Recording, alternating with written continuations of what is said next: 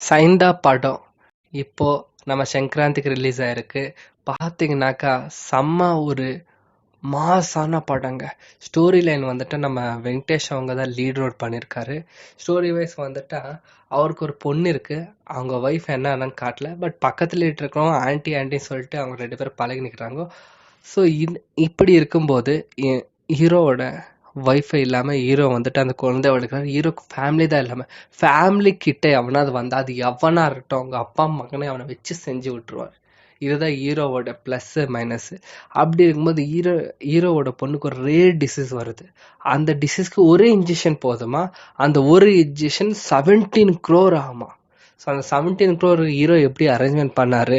அதே டைம்ல அங்க நிறைய வந்துட்டு குழந்தைங்களுக்கு வந்துட்டு இதே ப்ராப்ளம் இருக்கு.